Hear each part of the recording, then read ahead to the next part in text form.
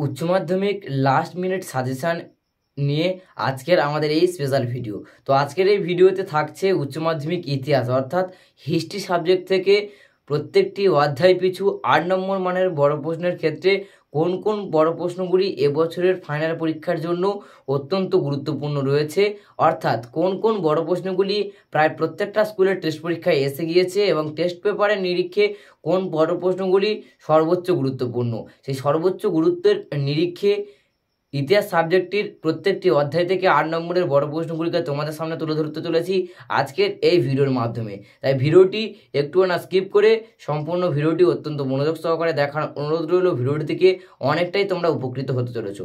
তো ভিডিওটি যদি ভালো লেগে থাকে তো অবশ্যই ভিডিওটি একটি লাইক করে, চ্যানেলে নতুন হলে চ্যানেলটিকে সাবস্ক্রাইব করে পাশে বেল আইকনটি ক্লিক করে অল নোটিফিকেশান সিলেক্ট করে পরবর্তীতে আরও কিছু ইন্টারেস্টিং এডুকেশনাল ভিডিওর আপডেট সহ নোটিফিকেশান সবার আগে পাওয়ার জন্য। তো তাহলে দেখে নাও যে ইতিহাসের প্রত্যেকটি অধ্যায় থেকে কোন 8 নম্বর মানের বড় প্রশ্নগুলিকে তোমাদের এবছরের ফাইনাল পরীক্ষার জন্য অবশ্যই অত্যন্ত গুরুত্ব সহকারে প্র্যাকটিস করতে হবে। 2024 সালের উচ্চ মাধ্যমিক পরীক্ষার্থীদের জন্য ইতিহাসের লাস্ট মিনিট সাজেশন। তো এই সাজেশনটির মধ্য দিয়ে তোমাদের প্রত্যেকটি অধ্যায় থেকে গড়ে 3 থেকে 4টি করে প্রশ্ন তুলে ধরবো, যে প্রশ্নগুলিকে প্র্যাকটিস করলে তোমরা পরীক্ষার ক্ষেত্রে অবশ্যই উপকৃত হবে। তোমাদের ইতিহাসের প্রথম অধ্যায় থেকে যে প্রশ্নগুলিকে অত্যন্ত গুরুত্ব দিয়ে প্র্যাকটিস করবে, প্রথম প্রশ্নটি হলো জাদুঘর কাকে বলে, অতীত পুনর্গঠনে জাদুঘরের ভূমিকা আলোচনা করো। প্রথম অধ্যায় থেকে এই প্রশ্নটি এবছরের জন্য অত্যন্ত গুরুত্বপূর্ণ একটি প্রশ্ন, যে প্রশ্নটি উচ্চ মাধ্যমিক 2016 সালে এসে গিয়েছিল।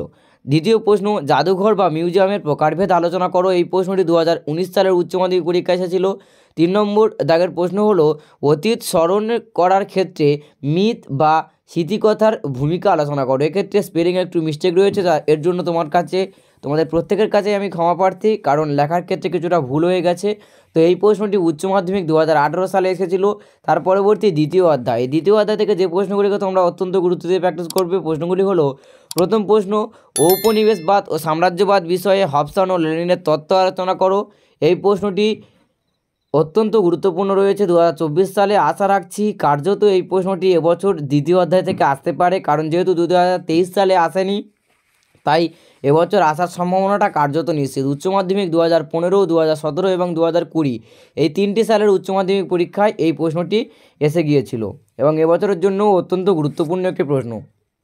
তার পরবর্তী দ্বিতীয় নম্বর দাগের প্রশ্ন হলো ঔপনিবেশিক সমাজে জাতি সংক্রান্ত প্রশ্ন ও তার প্রভাব আলোচনা করো। উচ্চ মাধ্যমিক 2018 সালে আসে এই প্রশ্নটি।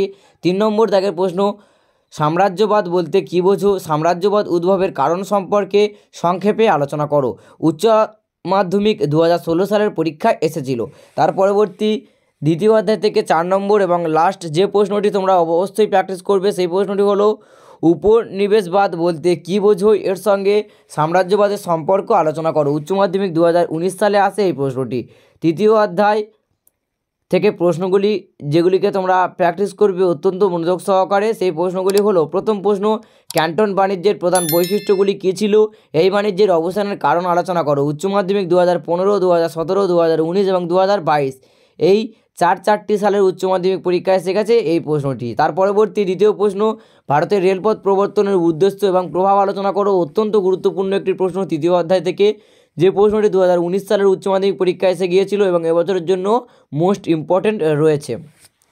3 নম্বর দাগের প্রশ্ন ব্রিটিশ ইস্ট ইন্ডিয়া কোম্পানির আমলে ভারতের ভূমি রাজস্ব ব্যবস্থা সম্পর্কে সংক্ষিপ্ত পরিচয় দাও। উচ্চ মাধ্যমিক 2016 সালে আসে এই প্রশ্নটি। চতুর্থ অধ্যায় থেকে যে প্রশ্নগুলিকে তোমরা গুরুত্ব দিয়ে প্র্যাকটিস করবে, সেই প্রশ্নগুলি হলো চীনের চৌঠা মে আন্দোলনের কারণগুলি বিশ্লেষণ করো, এই আন্দোলনের প্রভাব আলোচনা করো। উচ্চ মাধ্যমিক 2016 সালের পরীক্ষায় আসে এই প্রশ্নটি। দ্বিতীয় প্রশ্ন ব্রিটিশ শাসনকালে ভারতের আদিবাসী ও দলিত সম্প্রদায়ের আন্দোলনের বিবরণ দাও। তৃতীয় প্রশ্ন ইয়াং বেঙ্গল আন্দোলনের সংক্ষিপ্ত পরিচয় দাও, তাদের আন্দোলনের সীমাবদ্ধতা ও ব্যর্থতার কারণ আলোচনা করো। তার পরবর্তী 5 দাগ অর্থাৎ পঞ্চম অধ্যায় থেকে প্রথম যে প্রশ্নটিকে তোমরা অত্যন্ত গুরুত্ব দিয়ে প্র্যাকটিস করবে, সেটি হলো 1935 খ্রিস্টাব্দে ভারত শাসন আইনের প্রেক্ষাপট ও শর্তাবলী আলোচনা করো, এই আইনের গুরুত্ব কী ছিল। উচ্চ মাধ্যমিক 2016 সালে আসে এই প্রশ্নটি। দ্বিতীয় প্রশ্ন মিরাট ষড়যন্ত্র মামলার প্রেক্ষাপট কী ছিল, এই মামলাটির পরিণতি কী হয়েছিল। উচ্চ মাধ্যমিক 2017 সালে আসে এই প্রশ্নটি এবং এবছরের জন্য অত্যন্ত গুরুত্বপূর্ণ। তৃতীয় প্রশ্ন এবং এই অধ্যায় থেকে সর্বশেষ যে প্রশ্নটিকে তোমরা প্র্যাকটিস করবে সেটি হলো রাওলাট আইনের উদ্দেশ্য কী ছিল, গান্ধীজি কেন এই আইনের বিরোধিতা করেছিলেন। উচ্চ মাধ্যমিক 2018 এবং 2022 দুটি সালের উচ্চ মাধ্যমিক পরীক্ষা এসেছিল এবং এবছরের জন্য গুরুত্বপূর্ণ রয়েছে। ষষ্ঠ অধ্যায় থেকে মাত্র 3টি প্রশ্ন তোমাদের সঙ্গে শেয়ার করব। প্রথম প্রশ্নটি হলো ভারত ছাড়ো আন্দোলনের পরিচয় দাও, এই আন্দোলনের ঐতিহাসিক তাৎপর্য আলোচনা করো। তার পরবর্তী 1914 সালের নৌ বিদ্রোহের কারণ আলোচনা করো বা এর তাৎপর্য আলোচনা করো।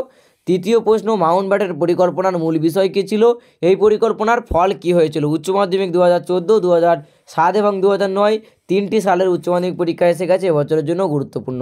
সপ্তম অধ্যায় থেকে যে প্রশ্নগুলিকে তোমরা অবশ্যই প্র্যাকটিস করবে এবং গুরুত্ব দিয়ে সহকারে প্র্যাকটিস করবে সেই প্রশ্নগুলি হলো ঠান্ডা লড়াই বলতে কী বোঝায়, ঠান্ডা লড়াইয়ের ঐতিহাসিক ভিত্তি ব্যাখ্যা করো। উচ্চ মাধ্যমিক 2016 সালে আসে এই প্রশ্নটি। দ্বিতীয় প্রশ্ন জোট নিরপেক্ষ নীতি কী, এই আন্দোলনের উদ্দেশ্য ব্যাখ্যা করো। তৃতীয় প্রশ্ন কিউবার ক্ষেপণাস্ত্র সংকটের সংক্ষিপ্ত পরিচয় দাও। উচ্চ মাধ্যমিক 2017 সালে আসে এই প্রশ্নটি। তার পরবর্তী প্রশ্ন ট্রুম্যান নীতি মার্শাল পরিকল্পনার সংক্ষিপ্ত পরিচয় দাও। তার পরবর্তী ওর সঙ্গে একটি অ্যাড্রেস প্রশ্ন তোমরা করে রাখবে, যেটি হলো জোট নিরপেক্ষ আন্দোলনের মূল্যায়ন করো।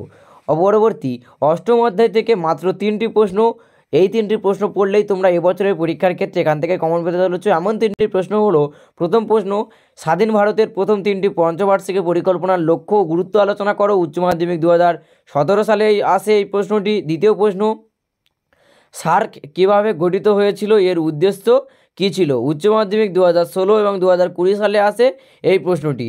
তৃতীয় প্রশ্ন উপনিবেশিকরণ বলতে কী বোঝায়, এর সামাজিক রাজনৈতিক ও অর্থনৈতিক তাৎপর্য আলোচনা করো। তো ভিডিওতে শেয়ার করা 8টি অধ্যায় থেকে এই বড় প্রশ্নগুলিকে অত্যন্ত গুরুত্ব দিয়ে তোমরা প্র্যাকটিস করতে থাকো, অবশ্যই পরীক্ষার ক্ষেত্রে উপকৃত হবে। এর পরবর্তীতে আমি তোমাদের সঙ্গে এসসিকিউ প্রশ্ন সম্পূর্ণ সাজেশন নিয়ে আলোচনা করব, সেই ভিডিওগুলি পাওয়ার জন্য অবশ্যই আমাদের চ্যানেলের সঙ্গে যুক্ত থেকো। তোমরা ইতিমধ্যেই জেনে গেলে যে ইতিহাসের প্রত্যেকটি অধ্যায় থেকে কোন কোন বড় প্রশ্নগুলিকে এবছরের ফাইনাল পরীক্ষার জন্য অত্যন্ত গুরুত্ব দিয়ে প্র্যাকটিস করতে হবে। তো অতি অবশ্যই তোমরা এই প্রশ্নগুলিকে খুব গুরুত্ব দিয়ে প্র্যাকটিস করতে থাকো। পরবর্তী ফাইনাল পরীক্ষার জন্য এসএকিউ সহ অন্যান্য সাবজেক্টে যখন সাজেশন ভিডিও দেবো সেই সমস্ত ভিডিওগুলির লিঙ্ক পাওয়ার জন্য বা সেই সমস্ত ভিডিওগুলির আপডেট পাওয়ার জন্য অবশ্যই আমাদের চ্যানেলের সঙ্গে যুক্ত থাকতে একেবারেই ভুলো না। তো আজকের ছোট্ট ভিডিওটা এখানে শেষ করলাম। দেখা হচ্ছে নতুন একটি দিন নতুন আরও কিছু গুরুত্বপূর্ণ ইন্টারেস্টিং এডুকেশনাল ভিডিওর সঙ্গে।